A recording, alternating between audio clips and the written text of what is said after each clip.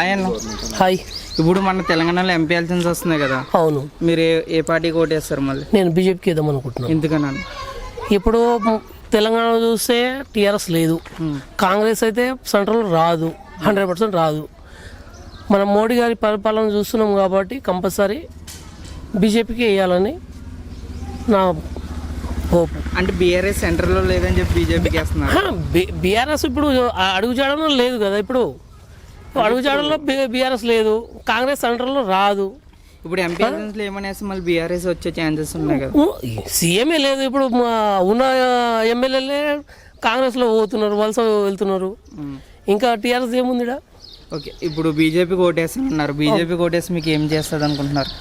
బీజేపీకి వేస్తే మనం కొండ విశ్వేశ్వరరెడ్డి చాలా అందుబాటులో ఉంటాడు. ఆయన టైం కూడా ఇస్తారు. ఏమన్నా సమస్య ఉంటే చెప్పడానికి కూడా ఇది ఉంటుంది. ఇంతకుముందు టీఆర్ఎస్ మంత్రివర్యులకు ఇక్కడ మహేశ్వరం నుంచి మురికి వస్తుంది, ఇక్కడ తండ వరకు. గత 15 సంవత్సరాల నుంచి ఎమ్మెల్యేగా చేసింది. 15 సంవత్సరాల నుంచి మొరబెట్టుకున్న తండవాసులు అక్కడి నుంచి మొత్తం ఓపెన్ డ్రైనేజ్ వస్తుంది. ఒక్కరోజు కూడా కనీసం ఆమె కనికరించలేదు. లాస్ట్కి నేను ఆమె కాలు కూడా పట్టుకున్నా, ఎంపీడీఓ ఆఫీస్ ముందు కాలు పట్టుకున్నా. మేడము, మా తండకు ఇలాంటి సమస్య ఉంది, మొత్తము పొల్యూషన్ వాటర్ వస్తుంది, ఏమైనా సమస్య చేయమంటే ₹1 కోటి అవుతుంది, నాతో కాదని చెప్పేసింది మేడం. ఒక టీఆర్ఎస్ మంత్రి సబితా ఇంద్రారెడ్డి గారు నాతో కాదు, ₹1 కోటి అవుతుందని చెప్పేసింది. ఇంకా దేనికోసం వేయాలి టీఆర్ఎస్కి? 15 సంవత్సరాలు ఎమ్మెల్యే ఆమె, ఇది సాల్వ్ చేయలేదు. ఆమెకి వేయాలని ఏముంది ఇక్కడ? టీఆర్ఎస్కి అవసరం కూడా లేదు. ఇక్కడ తండలో ఒక్క ఓటు కూడా పడదు టీఆర్ఎస్కి. పడితే బీజేపీ పడుతుంది ఇక్కడ. ఎందుకంటే కాంగ్రెస్ అంత ఇంత ఉంది ఇక్కడ, అంత కాంగ్రెస్ లేదు ఇప్పుడు ప్రజెంట్. కాంగ్రెస్ పరిపాలన ఎట్లా అనిపిస్తుంది? ఇప్పుడు కాంగ్రెస్ వచ్చి 3 నెలలు కూడా కాలేదు, ఏం తెలియదు దాని గురించి. అంటే పథకాలు ఇచ్చాడు కదా, ఫ్రీ పథకాలు ఇచ్చిండు. ఏ పథకం ఇది చేసిండు ఆయన? గ్యాస్ 500 అన్నాడు, ఇస్తున్నాడా? లేదు. 2500 అన్నాడు లేడీస్కి, అది లేదు. నిరుద్యోగ అభివృద్ధి అన్నాడు, అది లేదు. 6 గ్యారెంటీలు అన్నాడు, 6 గ్యారెంటీలు ఒక్క గ్యారెంటీ కూడా అమలు కాలేదు. ఫ్రీ బస్ ఇచ్చాడు కదా. ఫ్రీ బస్సు ఒకటి, అది ఏం ప్రయోజనము? 10 ఎక్కడ పోయినాయి? రైతు సబ్సిడీ 9 తారీఖు రాగానే నేను రైతు సబ్సిడీ చేస్తాడు, రుణమాఫీ ఇస్తున్నాడు. సో అది లేదు, గ్యాస్ది లేదు. లేడీస్కి 2500 ఇస్తున్నాడు, అది లేదు. ఇంకా ఆయనకు నమ్మాల్సిన అవసరం ఏముంది ఇప్పుడు? ఏది కాలేదు.